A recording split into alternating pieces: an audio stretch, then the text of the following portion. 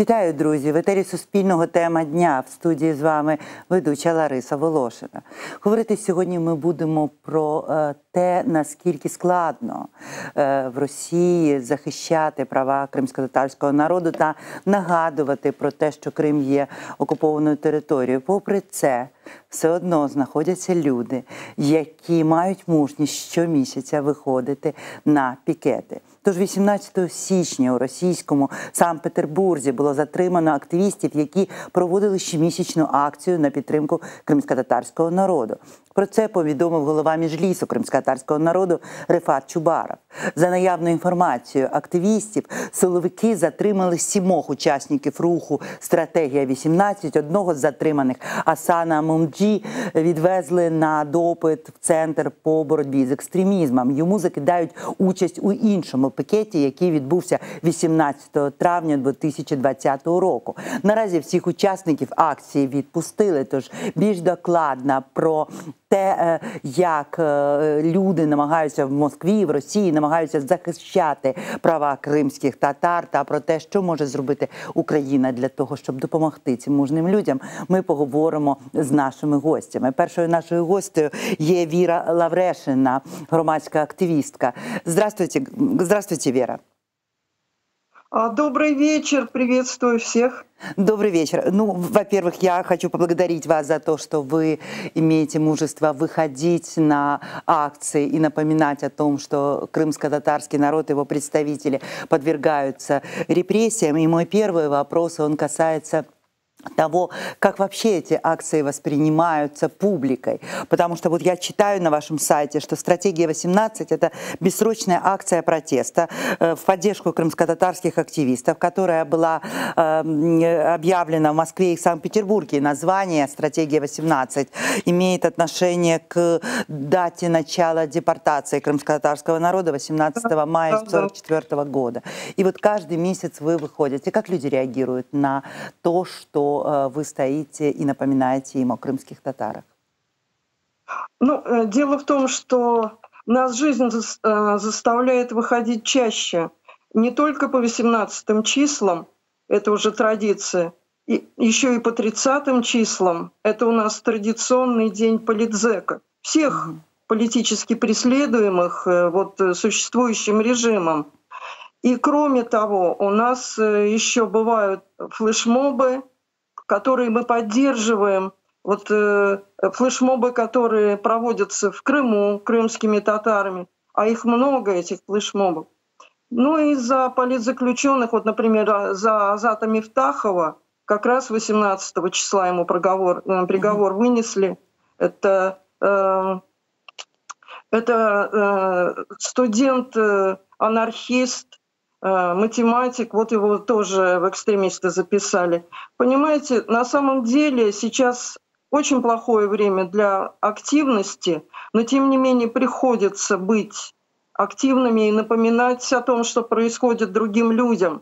И, конечно, через интернет лучше всего распространяется информация, но тем не менее на улице, ну, наверное, тоже есть смысл на улице проводить эти флешмобы.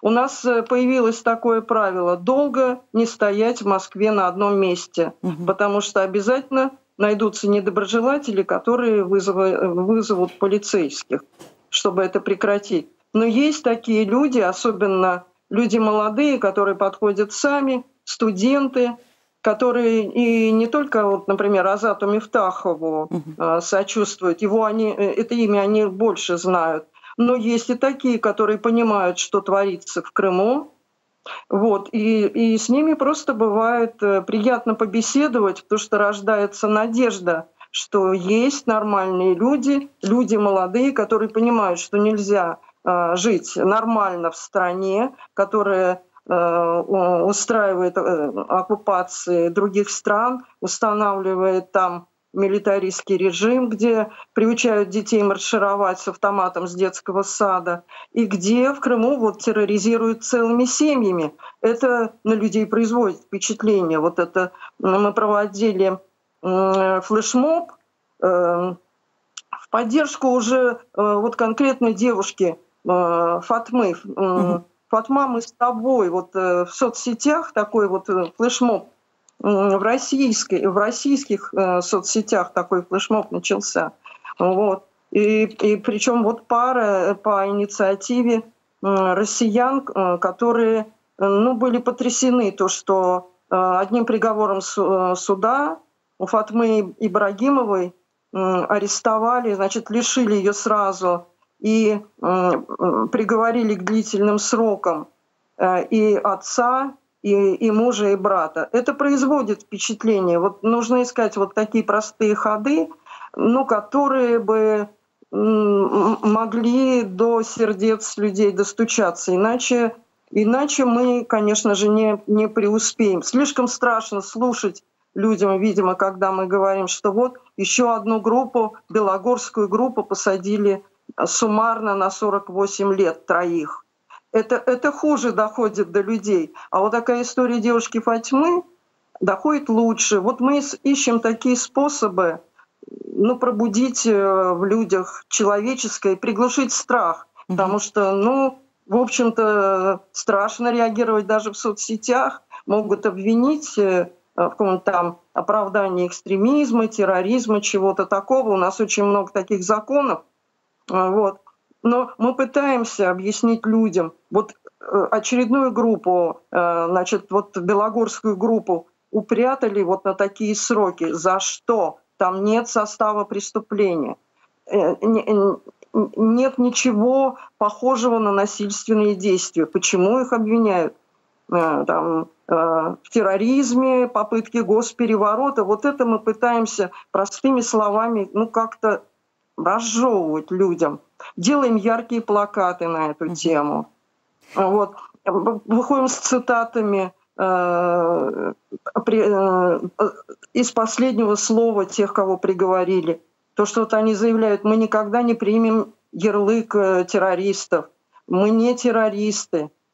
Нет гостеррору, нет репрессиям. С этими слоганами стояли активисты вокруг суда. Вот та часть группы, которой удалось прорваться к суду в Ростове-на-Дону, потому что ведь их уже не первый раз стараются не пустить, затормозить у Керченского моста, чтобы они не могли приехать для поддержки на суд. Это вот вопиющие вещи такие. Мы стараемся рассказывать об этом, насколько возможно, доходчиво, понятным языком, и делаем яркие плакаты, привлекающие внимание. Вот такой метод.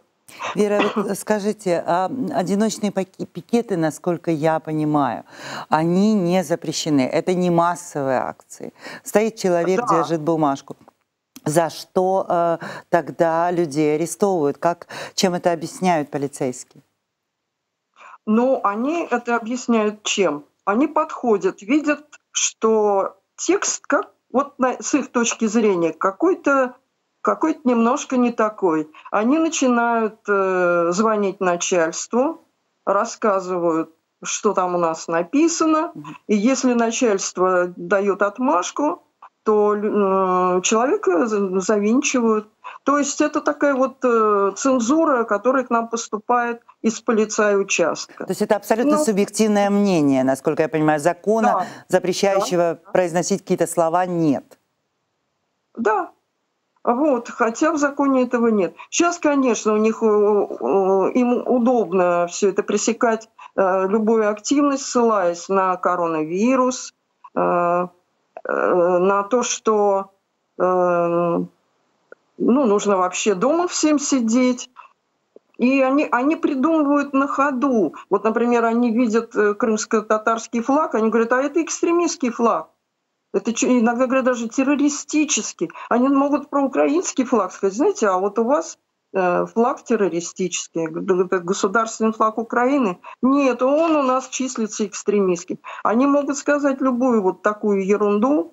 Это самоуправство, у нас закон не работает. Вот. И кроме того, вот мы требуем амнистии. У нас это на каждом пикете. Мы выходим с этим слоганом, потому что именно в связи с коронавирусом мы вправе все требовать, чтобы они не просто прекращали эти репрессии, а разгружали свой ГУЛАГ. потому что там люди болеют вот этим вирусом, на воле люди умирают, и очень трудно оказать помощь бывает. А мы представляем себе, какой ад творится там за стенках, мы многого еще не знаем. И вот это наш очень важный слоган, с которым мы выходим, конечно, гораздо чаще, чем по 18 числам и 30-м, потому что обстоятельства, вот эти усиления арестов, посадок, новых приговоров, вот это вот все время такие новости, вынуждают нас напоминать, что каждый приговор в Российской Федерации сейчас смертный, потому что от вируса там никто людей не лечит, там вообще не лечат. Там люди с переломом ноги, вот такой есть Полидзек Крыжов, перелом бедра, шейки бедра, никакой помощи ему не оказывают и таскают его на суды в таком состоянии. Это просто вот чудовищно. Вот мы пытаемся привлечь внимание хотя бы с самым каким-то вопиющим моментом.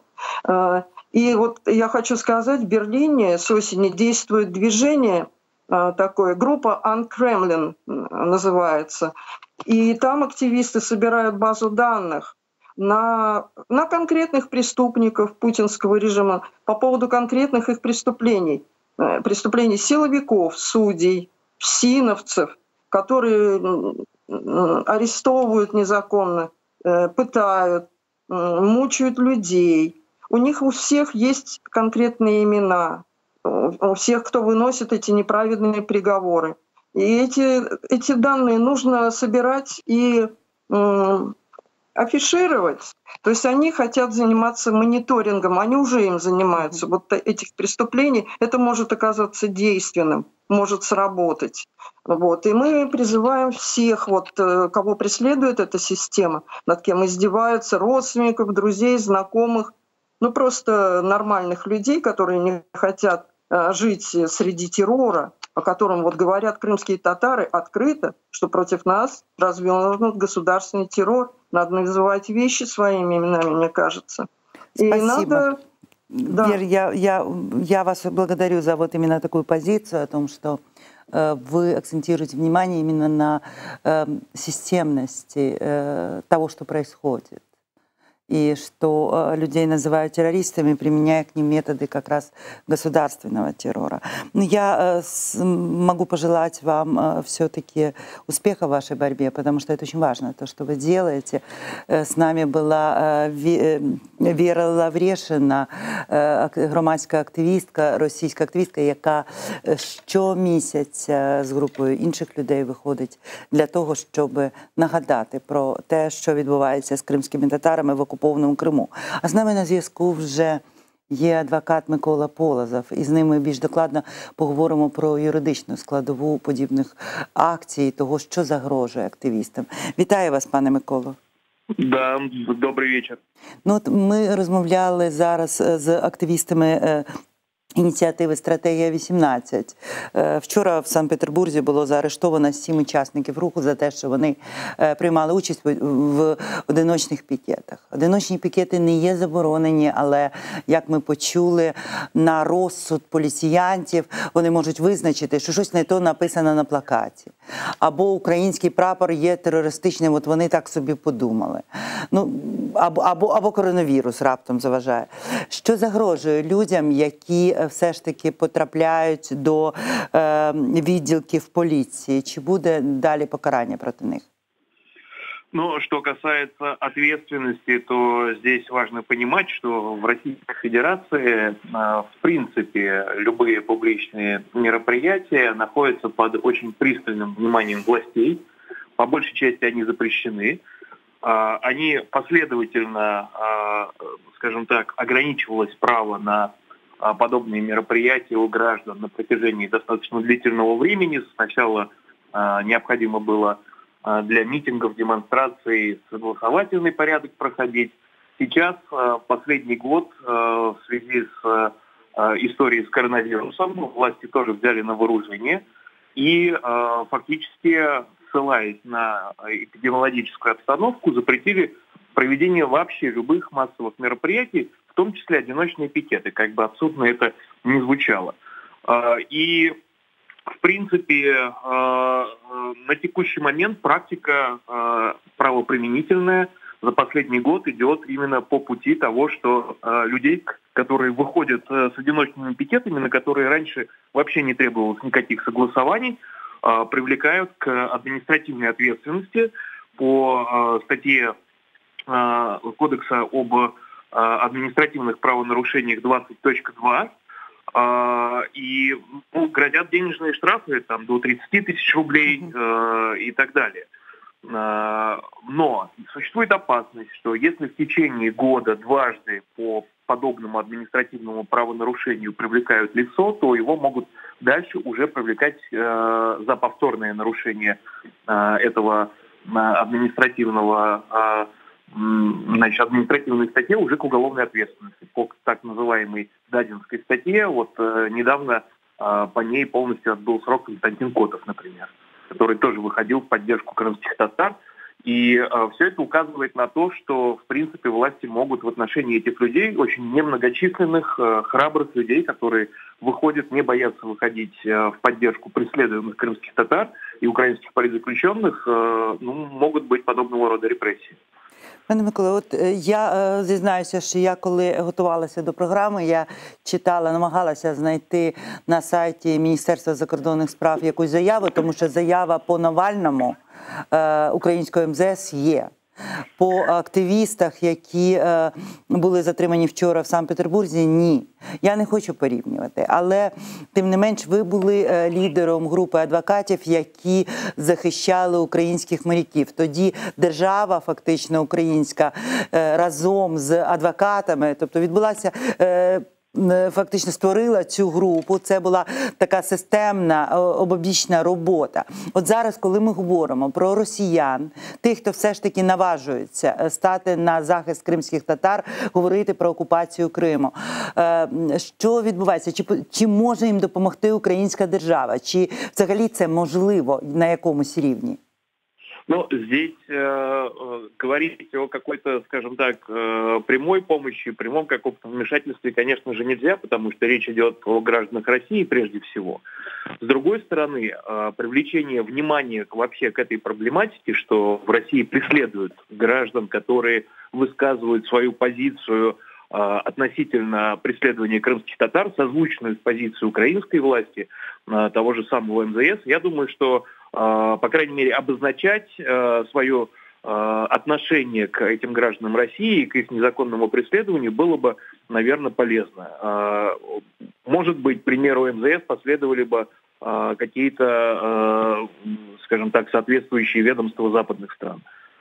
Ну от, до прикладу, Україна за ініціативи президента України створює Кримську платформу, де збираються обговорювати факти переслідування в окупованому Криму. Ця платформа, вона має мати міжнародний характер і сприяти деокупації. Але от в мене є питання. Якщо в межах якихось правозахисних майданчиків, міжнародних майданчиків, до прикладу, український представник починає говорити, називати на рівні з кримськими бранцями імена тих, хто постраждав за їх захист. Наскільки це допоможе? Чи не нашкодить це російським громадянам, якщо Україна почне називати їх імена на рівні ООН або ОБСЄ? Я думаю, что любая огласка здесь никоим образом помешать не может, потому что только когда тишина, только когда забвение, это позволяет российским властям совершать преступления, в том числе в отношении своих граждан. Когда происходит какое-то внимание, это, все-таки дает какие-то минимальные, но все-таки шансы на то, что какого-то сильного давления, запредельного давления в отношении этих людей оказываться не будет. Пане Миколо, ну і ще в мене є все ж таки питання по тих репресіях, які продовжуються в Криму. Людей саджають, навіть не намагаючись доводити факт підготовки якихось терористичних актів. Тобто, в принципі, те, що ми бачимо з матеріалу справи, представлені аудіозаписи, де люди сидять і розмовляють про релігію між собою, десь на кухнях, там в районі Бахчисараю, або Білогорська, або вони розмовляють розмовляють про політику, тобто такі звичайні кухонні розмови. Але інкримінують їм спробу захвату влади в Російській Федерації. Ми бачимо таку, знаєте, зловживання правом, зловживання законодавством, невідповідність складу злочину до реальних дій, які є в матеріалах справи. Це, на думку багатьох експертів українських, свідчить про те, що російське законодавство змінюється, спотворюється. І цей початок, це почалося з 2014 року.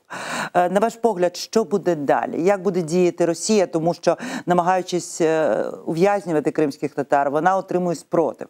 Ми бачимо це і щодо інциденту на Керченському мосту. От які будуть далі дії Російської Федерації? Чи відступиться вона від своїх намірів зламати кримських татар? К сожалению, я не вижу какого-либо позитивного развития этой ситуации в дальнейшем. То есть сама сущность кремлевского режима такова, что пока он существует вот в текущей конфигурации, репрессии как основа внутренней политики, в том числе по отношению к крымским татарам, будет, наверное, основным средством взаимодействия государства с коренным народом Крыма. И давление снаружи, оно, безусловно, будет усиливать вот это давление на них внутри. До какого-то предела, который, естественно, мы, скажем так, определить вряд ли сможем. Другой вопрос, что сама, скажем так, жизнеспособность этого режима во многом зависит в том числе и от дальнейшей политической судьбы полуострова. В случае, если те инструменты, которые использует Украина, начинает использовать та же Крымская платформа, и другие усилия, которые будут прикладываться, сработают, тогда вопрос, скажем так, деоккупации Крыма будет напрямую связан и с вопросом прекращения репрессий. До этого момента я боюсь, что это давление будет продолжаться, потому что неугодных, каких-то шпионов, диверсантов найти можно всегда, и именно на вот этих штыках силовых структур путінський режим і удержують свої позиції. Ну, от, ще одне з питань, про яке я вже згадала, це питання Навального. Я не хочу обговорювати зараз саме його ув'язнення, тому що це інша тема. Але Навальний виклав розслідування щодо походження палацу Путіна в Геленджику. І це теж має насправді кримське коріння, тому що згідно цього розслідування палац Путіна під Геленджиком за 350 тисяч доларів, у Навального це звучить цифра 350 мільйонів, але за словами колишнього заступника міністра інформаційної політики Дмитра Заласухіна, все ж таки справа йшла в 350 тисяч. Придбав такий собі Олександр Пономаренко. І придбав він його у Миколи Шамалова, а потім подарував Путіну. Так от, Олександр Пономаренко закінчив факультет фізичної культури Сімферопольського державного університету імені Фрунзе і був в складі угрупування «Сейлем», пов'язаного і з Наталією Поклонською, і з паном Аксьоновим, і з багатьма дуже цікавими людьми. Тож все це має таке глибоке кримське походження. На ваш погляд, оцей Крим, наслідки окупації Криму, взагалі ця кримська історія, тому що ми бачимо, що з окупацією Криму російське законодавство почало дуже сильно мінятися. Там з'явилися статті, там з'явилися якісь ускладнення і погіршення, збільшення строків. Чи продовжиться ця тенденція на таке, знаєте, мігрування Росії в бік поза правового поля? Мне кажется, это довольно устойчивый дрейф. Он начался до 2014 года, однако последующая оккупация Крыма и война с Украиной, безусловно, усилили и ускорили эти процессы. Они будут усиливаться и продолжаться, и последние законодательные инициативы как раз перед Новым годом выпустили новую порцию запретительных различных законов. свидетельствует о том, что ситуация будет ухудшаться, и она может ухудшаться вплоть до полной непризнания юрисдикции Европейского суда по правам человека. И это может быть обусловлено в том числе и межгосударственной жалобой Украины против Российской Федерации, которая как раз касается вопросов, связанных с нарушением прав человека в Крыму. И выход из Совета Европы с последующим снятием моратория на смертную казнь и просто развертыванием полномасштабных репрессий с применением этой смертной казни только для того, чтобы сохранить режим, только для того, чтобы сохранить все те активы, ну, включая вот этот дворец. Я думаю, что это не единственное, что там есть. В принципе, у кремлевской власти, безусловно, есть все основания и все мотивы для того, чтобы убивать много людей для сохранения всего этого у себя. Пане Миколо, ну тоді виникає така ситуація. Смертна кара, наявність смертної кари в законодавстві одразу ставить країну поза межами ПАРЄ, в яке Росія намагалася так повернутися. Білорусь не є членом ПАРЄ саме тому, що вона зберігає смертну кару. Чи наважиться Росія де-факто і де-юре ввести знову смертну кару, знаючи, що це викине її з таких поважних міжнародних організацій, позбавить можливості бути, в тому числі впливати на роботу ОБСЄ, що зараз відбувається, ну, дуже грунтовно? Ну, я могу сказать таким образом, что все будет зависеть от бизнес-интереса Кремля по отношению к Европе. То есть сейчас никаких общих, скажем так, ценностей, которые связаны с защитой прав человека, приоритетом личности над государством, ничего общего у путинской России с Европейским Союзом нет. Их связывают исключительно деловые отношения, поставка углеводородов и, соответственно, импорт различного оборудования и товаров. Как только это станет, скажем так, менее выгодно, Кремль, безусловно, выйдет из Совета Европы, из парламентской ассамблеи Совета Европы, прекратит юрисдикцию Европейского суда на своей территории. То есть это начнется полномасштабная изоляция с выстраиванием железного занавеса или какого-то его подобия. Дякую, пане Микола. З нами був Микола Полозов, адвокат, а також до цього ми говорили з Вірою Лаврешиною, громадською активісткою з Росії, які прокоментували нам більш докладно те, як складно захищати кримських татар, будучи російськими громадянами. Але тим не менш ми бачимо, що є люди, які мають мужність робити це. Ну що ж, цю програму для вас провела Лариса Волошина. Я ще раз нагадую вам підписуватися на наші сторіночки в соціальних мережах, в Фейсбуці, в Інстаграмі, коментувати, а також закликаю залишатися людьми і не забувати підтримувати тих, хто має сміливість, тому що їм потрібна підтримка. На все добре, друзі.